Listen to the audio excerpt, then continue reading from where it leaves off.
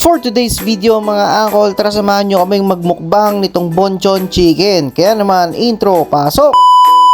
At ayun na nga mga angkol, araw na nga ng PTC ni Kuya. Sa wakas magkakaalaman na kung talagang may performance ka sa loob ng klase o baka naman school bukol ka. Habang inaantay nga namin si teacher dito magsimula mga angkol, parang kinakabahan na nga si Kuya. Ano kaya ang binubulong ni Mami sa'yo? Siguro kapag meron kang magandang grade o performance o award, baka ilibre ka ng Chicken Joy. O baka naman pag may good job reward ka, ibili ako ng bagong mugs ni Mami. Maya pa nagsimula na nga dito si teacher magpaliwanag kung paano ang magiging sistema ng PTC ngayong araw. Hanggang sa dumating na nga sa punto na magbibigay na nga si teacher ng ribbon. Katunayan ng ikaw ay merong magandang performance. Kauna-unahan tinawag sa listahan, ito nga palang si Kuya. Bali siya nga pala ay nagkaroon ng reward na best in recess. Napakahusay daw kasi ni Kuya, laging ubos yung baong pagkain. Biro lang mga angkol, meron talaga siyang reward dito, yung Red Ribbon Award. Ang ibig sabihin nun ay good job sa performance sa loob ng klase. Akalain mo nga naman, kahit minsan na ayaw mong magsulat, nakakuha ka pa ng good job performance award dito. Congratulations nga pala sa iyo Kuya, galingan mo pa sa susunod na quarter. At ito nga pala yung group shot ng mga estudyanteng nagkamit ng Red Ribbon Award o yung Good Job Award. Congratulations uli sa inyo at galingan nyo pa sa susunod. Bago tayo umuwi, binigyan tayo ni teacher ng Nutriband. Iba na nga pala ang pangalan niya ngayon, Karaban na pala. At syempre, to celebrate the small achievement of our son, hanep sa pagkaka-Ingles no, akala mo talaga mahusay. Nagmamadali nga pala silang pumunta dito sa Robinson. Bali dito ay pasasakitin ulit namin ng aming mga ulo sa kasasaway sa mga batang to. Pero hindi, sa totoo lang mga angkol ay bibigyan namin sila ng oras para makapaglaro muna dito. Kasi yung palaruan dito ay walang bayad. Kaya naman want to sawa silang maglalaro dito. Siguro nga ay okay na tong reward para kay Kuya kasi okay naman yung performance niya sa loob ng klase. Nakakatuwa lang na walang pressure naman talaga kung mag-aral tong si Kuya. Hindi ko rin naman hinahangad na mapasama siya sa matataas na ranking. Basta ang aking anak ay marunong magbasa, magsulat, magbilang at makipag-usap sa tao ay okay na ako doon. Dahil naniniwala ako na hindi lang academics ang sukatan kung paano maging matalino ang isang tao. Mas mahalaga pa rin talaga kung anong klaseng ugali ang meron ka. At higit sa lahat sa murang edad nito mga angkol ay hindi mo agad masasabi kung matalino o hindi ang isang bata. Pero syempre hindi natin pwedeng kalimutan na ang pag-aaral ay mas priority kaysa sa paglalaro. Bago nga pala kami matapos dito maglaro mga angkol ay gusto ko lang magpasalamat sa mga sumusuporta palagi sa aming Team Ono. Pasensya na nga pala kung medyo natatagalan sa pag-upload ng bagong video. Dahil recently lang mga angkol ay medyo dumagsa nga pala yung dami ng trabaho. Sana sa susunod ang dumagsa naman ay dami ng pera. At mabalik tayo dito mga angkol, oras na nga para umalis dito sa playground. At dahil sa mukhang ayaw umalis ni Boss Madam number 1 dito, gagamitin na natin ang sikretong technique. Mamili ka Boss Madam, kakainin mo yan o maglalaro ka dyan ng gutom. Syempre dahil sa nagugutom na nga siya ay wala na siyang no choice kundi pakinggan yung kalam ng kanyang sikmura. Kaya naman agad-agad na nga kami naglakad dito papunta dito sa Bonchon para maka-order na ng aming dinner. At habang nagiintay dito mga angkol ay inupakan na nga namin yung aming dalang steak o. Steak o baka naman. At mukhang nagkakaroon nga ng himala dito mga angkol kasi parang hindi yata naglilikot itong mga batang to. O puwera usog, baka naman kayo maglikot pa, okay na nga yung ginagawa nyo. Maya pa mga angkol ay dumating na nga yung mga in-order na pagkain ni Missy. Bali 4 na chicken nga pala in-order niya mga angkol, iba't ibang klase ng flavors. Ayos